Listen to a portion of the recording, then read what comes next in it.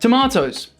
Originating from the Americas, these guys have been cultivated for the last few thousand years at least. However, it wasn't until the mid-1500s that they saw widespread distribution.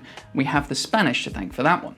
When first introduced to Europe, they were held in high suspicion, as botanists at the time quite rightfully deduced they were part of the nightshade family, whose matriarch is the particularly deadly belladonna. However, Italian botanist Pietro Andrea Mattioli described them as a new variety of aubergine that was edible and pretty delicious, that he called pomi d'oro, or golden apple. Today it seems like the entire world's cuisine uses tomatoes in one form or another on a daily basis. Unsurprisingly, because of their affinity to be crossbred and hybridized, there are over 15,000 different varieties of tomato in all manner of shapes, sizes, and colors. Even if you were to have one new variety every single day, it would take you over 42 years to get through them all. It's no surprise then that certain cultures and dishes favor certain varieties over others. From bruschetta to ratatouille, from pico de gallo to buna. The world loves these little salami's. In cocktails, there is only one tomato drink that rules supreme, the Bloody Mary. Served to cure hangovers and in in-flight services on planes soaring through the skies. It's said that the strong, spiced flavors are the only things that you can taste at altitude. Although not for everyone, those who do indulge in this drink each have their own particular ritual, which makes it pretty unique and a very sanctimonious subject.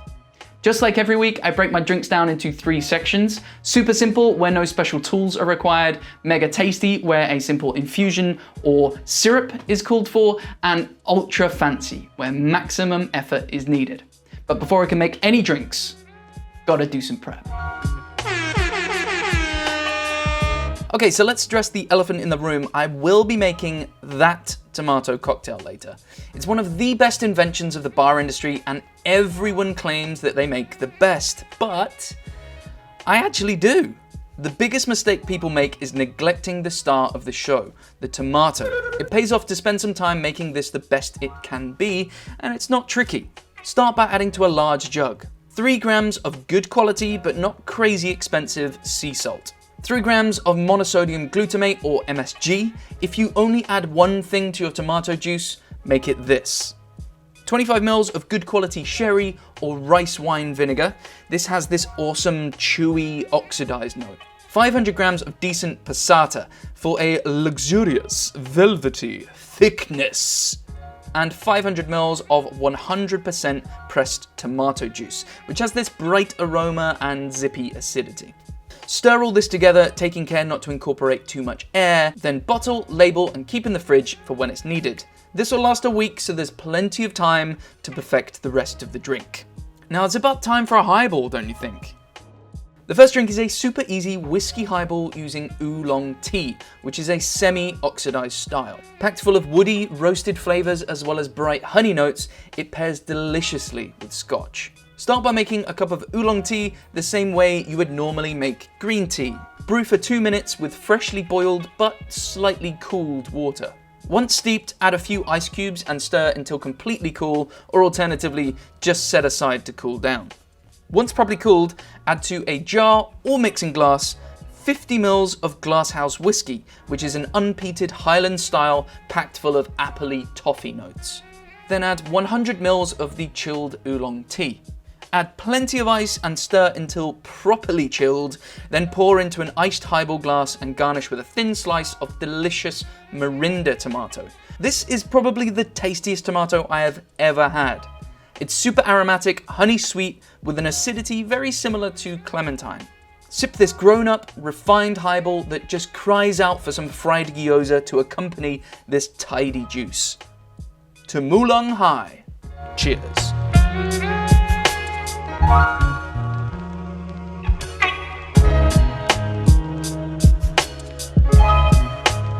Alright, so back in the prep kitchen, I'm gonna make tomato consomme. Now this seems like an overkill for just one drink, but stick with me, you will not regret it. It's also killer by itself. Tomatoes are juicy, but they also have tons of pulp that get in the way of making considered elevated drinks. So I'm making use of a classic French chef's technique to remedy that. Start by weighing out 350 grams of San Marzano tomatoes. These are probably best known from the bougie canned tomatoes that pizza chefs rave about. Chop them into rough chunks, making sure not to throw out the stems. There's flavor in them there greens. I'm so sorry. Add them to a blender or food processor alongside 10 leaves of fresh basil, 3 grams of fresh parsley leaves, and 250 grams of cold water. Pop 10 grams of caster sugar on top and then blitz into a somewhat fine puree. Once blitzed, add 300 grams of a good tomato pasta sauce. I love this one made from cherry tomatoes. Finally, crack in the white of 1 fresh egg. Alternatively, for a vegan method, follow the agar clarification instructions on my blood orange video. Blend everything once again for 30 seconds until thoroughly combined and then pour out into a cold pan. Keep it moving and constantly stir on a medium-low heat until the liquid begins to steam. Once this starts to boil, leave it undisturbed on a simmer for 15 minutes. As the egg whites cook, they'll start to form a raft that will do the heavy lifting of the clarification process. After 15 minutes of boiling, cut the heat, then gently spoon the raft from the pan into a muslin-lined sieve over a heat-proof bowl. Then, spoon by spoon, pour the remaining liquid through the collected raft and let gravity do its thing. After half an hour or so of filtering, bottle, label, and keep in the fridge for later. To call this a clarified soup is just wrong. This stuff captures the bright, aromatic nature of fresh tomatoes, but also the rich, savory deliciousness of slow-cooked tomatoes. It's way more complex than any soup. Oh, is it red snapper time yet? A red snapper is just a Bloody Mary with gin, in case you were wondering. This is what you came for, right? With entire sections of Instagram devoted to the Bloody Mary and its myriad of variations, this is the definitive recipe for the best one. So fight me. It's a scientific fact that the more mess you make whilst creating these drinks, the better they taste. Start by chopping the heads and tails off the sturdiest celery stalks you can find. I love celery, but I hate when those stringy fibers get stuck between my teeth, so I like to peel them right off. You'll thank me later. Chop a nice wedge from a lemon and set these aside for later. To make the drink, to a large jar or shaker, add 125 ml of the tomato mix from earlier, 20 ml of fresh pressed lemon juice, 50 ml of Porter's Modern Classic Gin, which is a killer citrusy London dry style. Then add 5 ml of Gomm for balance. Then 2 big pinches of celery salt, an extra flourish of MSG for the flex, 4 cranks of black pepper, and 5 dashes of Tabasco. No other hot sauce will do. I said I would do it, so here it is. Add 10 ml of my fajita tincture from my last episode. It's essentially cooked yellow peppers, tequila, and chipotle. Half a teaspoon of gochujang, which is a delicious fermented red chili paste. 4 big dashes of Worcestershire sauce. That's Worcestershire sauce. Finally, add 2.5 ml of Shaoxing rice wine or Amontillado sherry. Now every ingredient is assembled. Let's clear the decks. Nice. So before any ice can enter the tin, the garnish needs to be assembled. Ideally, I'd like to garnish with a bucket of Korean fried chicken, but this'll have to do. Skewer the lemon wedge with a caper berry or 2 and some fresh cherry tomatoes on the vine. The celery will act as an anchor so you can pile on all the garnishes.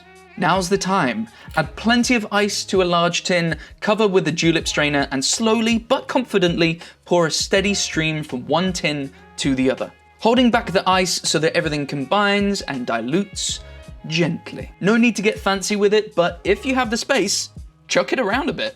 Once sufficiently thrown and chilled, pour over ice into a tall highball glass, or feed bag, whatever you prefer. Gently lower the shaved celery stick between the ice and the glass and pin the rest of the garnish onto the celery. Extra points for gravity-defying lemon wedges. Slip a straw beside the celery and sprinkle over a dusting of celery salt. Whew, that was a lot, but this thing is well worth the effort. Devastatingly delicious, stupidly savory, and ridiculously rich. This will get you craving a hangover just so you can cure it with this. The ultimate red snapper. Cheers.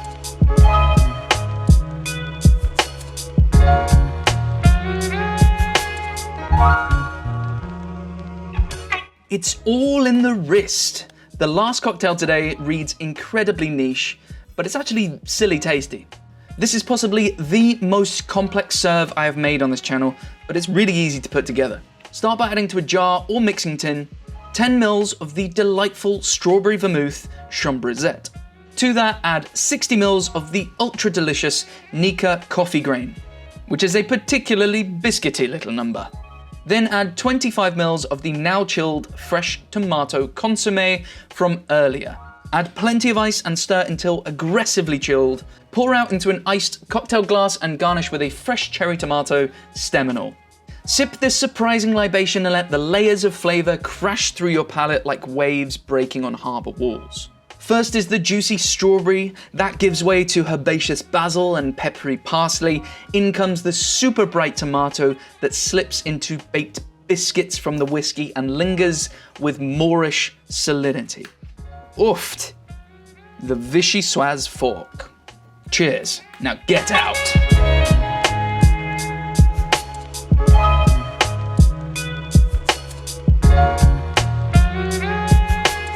There you go, team. 3 cocktails using the delicious Solanum tomato.